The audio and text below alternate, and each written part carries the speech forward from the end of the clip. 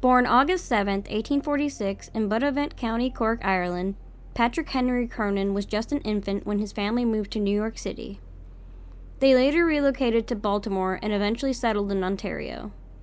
At the age of 10, he enrolled in the Academy of St. Catherine's, where he graduated with honors in 1863. Over the next few years, he worked as a schoolteacher in Pennsylvania. In 1867, he headed west to Missouri, ultimately making St. Louis his home. After a stint working as a city ticket agent for the St. Louis and Southeastern Railroad, Cronin received sponsorship from the Bagnell Timber Company to study at Missouri Medical College. He graduated in the late 1870s and continued his studies at St. Louis University, where he earned both a master's degree and a doctor of philosophy. Cronin played a significant role in the revival of the St. Louis College of Physicians and Surgeons, eventually serving as a professor specializing in eye and ear diseases by the early 1880s. Through his involvement with Clan na Gael, Cronin secured a position at Cook County Hospital. Cronin was an active member of several secret societies, including the Royal Arcanum and Chosen Friends, as well as various Irish organizations such as the Ancient Order of Hibernians. In late 1876, he joined Clan na Gael, a secret, oath-bound Fenian society dedicated to achieving Irish independence from the British Empire. While the organization initially focused on fundraising, under the leadership of Alexander Sullivan, it adopted a more paramilitary approach to the cause. By the early 1880s, Cronin realized that to rise within the ranks of Clan na Gael, he needed to be closer to Sullivan, prompting his move to Chicago. Once in Chicago, Cronin also became a member of the Foresters and the Royal League. Cronin's ambition to rise within the Chicago camp of Clan na Gael led him into direct contact with the group's leadership, known as the Triangle. Clan na Gael was organized into chapters, called camps, and Camp 20 in Chicago served as the organization's headquarters. By 1884, the Klan was firmly under the control of Alexander Sullivan, supported by Michael Boland and Dennis Feely. This leadership trio, referred to as the Triangle, was symbolized in official documents and communications. Sullivan and his followers advocated for guerrilla warfare on British soil, a strategy that became known as the Dynamite Policy.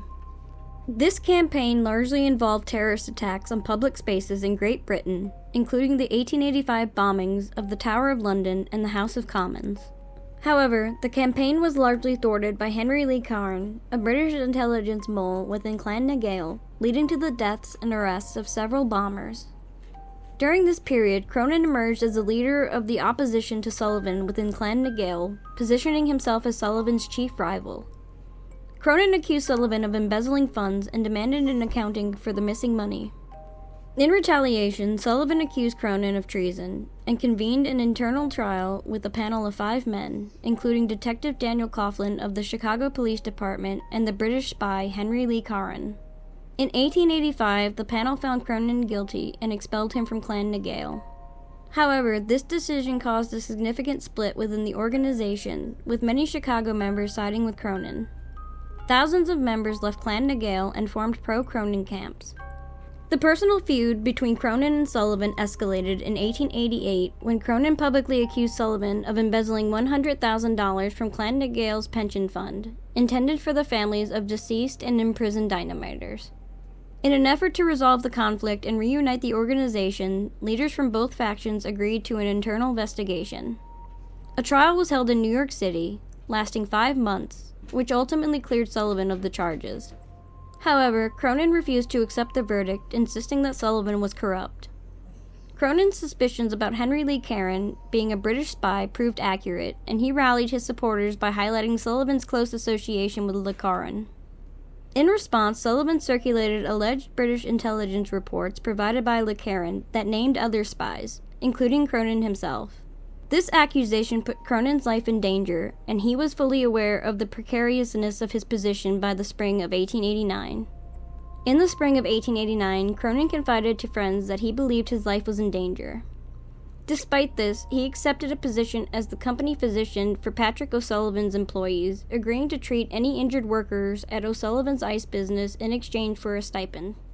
On March 20th, 1889, a man named Martin Burke, using the alias Frank Williams, rented a cottage in the Lakeview suburb, now Chicago's uptown neighborhood, just a block from O'Sullivan's ice company. Burke informed his landlord that his brother and invalid sister would soon join him, and shortly thereafter, a large trunk was delivered to the cottage.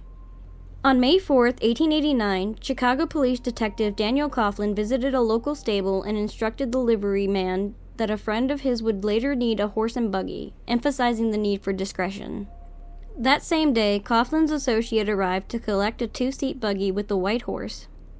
That evening, a man came to Cronin's home claiming that a worker at O'Sullivan's Ice House in Lakeview was injured and required medical attention. Cronin was last seen leaving in the buggy with the white horse, but he never returned home. His friends grew concerned over his absence, and his landlord reported his disappearance to the police.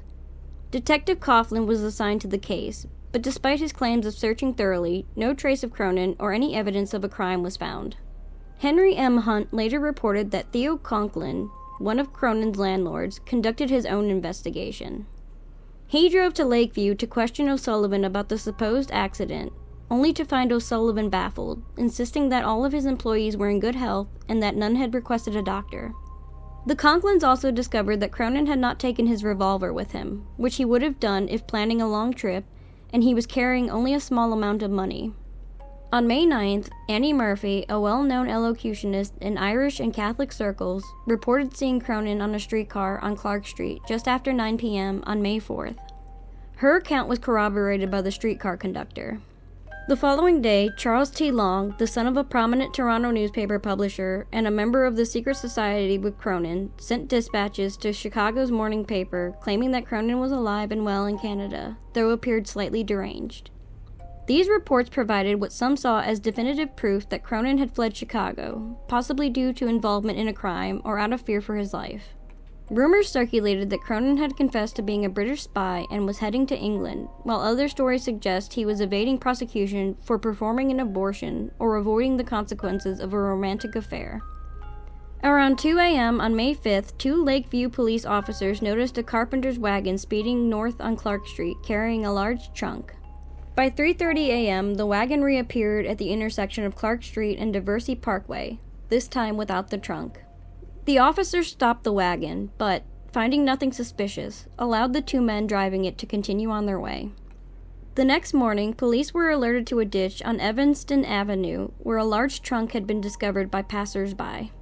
Inside, they found bloodstains, blood-soaked cotton, and a dark brown lock of hair. Upon examining the trunk, Lakeview Police Captain Villiers concluded that an adult had been murdered and stuffed inside. The trunk itself appeared ordinary and was likely purchased specifically to conceal the body. Villiers estimated that the murder had occurred sometime after midnight. Police conducted a thorough search of the brush, grass, and vacant houses within a mile of where the trunk was discovered, but found no trace of a body. The search persisted until May 22nd, when employees of the Board of Public Works were called to investigate a clogged sewer near Broadway and Foster Avenue. There, they found the corpse of a man wedged into the sewer's catch basin. The body was stripped naked, except for a bloody towel wrapped around the neck and an Agnus Dei medallion. The coroner determined that the man had sustained 5 scalp wounds inflicted by a sharp, narrow weapon, likely an ice pick. His neck was broken, and he had been struck with a blunt instrument on his cheek and temple. A few hours after the discovery, the Conklins identified the deceased as Cronin at the Lakeview Police Station morgue. Cronin's clothes, which had been cut from his body, was later found in November in a manhole at Broadway and Buena Avenue. 2 days later, police identified the crime scene. The cottage that Martin Burke, using the alias Frank Williams, had rented in March was found vacant in May. When the owners entered the cottage, they discovered bloodstains and broken furniture. The floor had been recently painted yellow, in an apparent attempt to conceal the blood. The furniture and trunk found in the cottage had been rented from Revels Furniture Store by a J.B. Simmons, who police suspected was an alias for Patrick Cooney, a known associate of O'Sullivan and Krystlynn, and an enemy of Cronin. Cooney fled Chicago and was not located, but investigators found a severed finger in the cotton batting with Cronin's body. Since none of the other suspects were missing a finger, they believed it belonged to Cooney. The police also traced the white horse and buggy used to take Cronin from his home on May 4th to the same stable where Detective Daniel Krystlynn had been seen. The stable owner informed Chief Police George W. Hubbard that on the night of Cronin's disappearance, a man named Smith, who had been referred to by Detective Krystlynn, rented the white horse and buggy. The man who drove the carriage was identified as John Kunzel, a friend of Coughlin's. Police later arrested Frank Woodruff when he attempted to sell the horse and buggy to a stable owner, who reported the suspicious sale to authorities.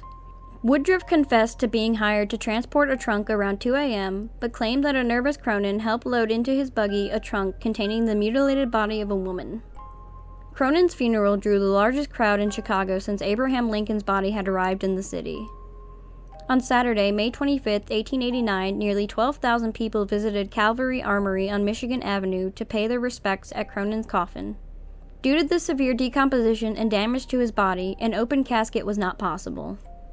The following morning, May 26, a funeral procession of 8,000 people escorted Cronin's casket through the streets of Chicago. The procession began on Michigan Avenue, moving north to Rush Street, then to Chicago Avenue, and finally to State Street, arriving at Holy Name Cathedral for the funeral mass. Thousands of people filled the streets outside the cathedral, waiting for the ceremony to conclude. After the mass, Cronin's casket was transported by train to Calvary Cemetery, where 5,000 people gathered for his entombment. Cronin was honored as an Irish-American hero and a martyr.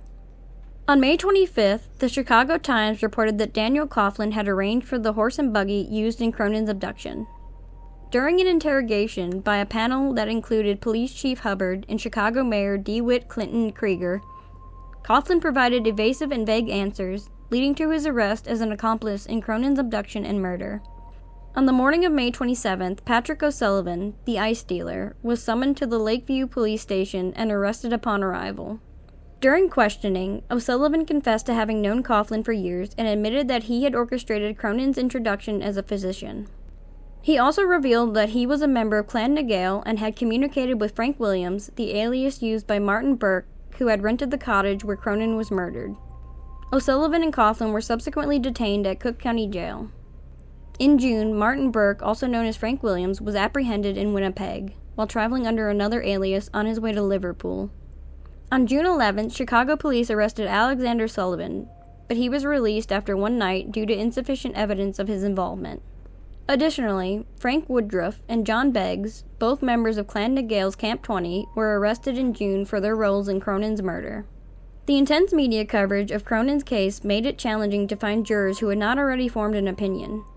Jury selection began on August 26, 1889, and continued until October 22, involving the interview of 1,115 men. This process was the largest and longest in American history at the time. The trial commenced on October 23, 1889, with 5,000 people crowding the courthouse, although only 200 could be accommodated in the courtroom. Over the next 7 weeks, both the defense and prosecution called 190 witnesses, making it the longest-running trial in American history up to that point. During the trial, the prosecution focused on the actions of Beggs, O'Sullivan, and Coughlin, while Kunzel was considered a secondary figure. Many witnesses and defendants admitted their affiliation with Clan Nagale. Testimonies included statements from individuals who claimed Cronin had expressed fears for his life, and others who had been asked to harm or kill him.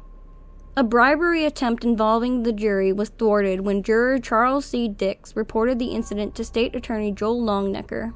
Closing arguments were presented from November 29th to December 12, 1889. The jury deliberated for 70 hours to decide the guilt of each defendant and the appropriate sentence, with a minimum of 14 years. 7 men were indicted for Cronin's murder, and 4, Patrick O'Sullivan, Dan Coughlin, Martin Burke, and John Kunzel, were found guilty. O'Sullivan and Coughlin were sentenced to life in prison, while Kunzel received a 3-year manslaughter sentence. Kunzel, who maintained his innocence, was later granted a new trial and subsequently acquitted. Coughlin was also acquitted in a second trial, likely due to judge bribery. O'Sullivan and Burke both died in prison in 1892. John Beggs was found not guilty, and Patrick Cooney, who rented the cottage under the alias J.B. Simmons, fled the country and was never apprehended.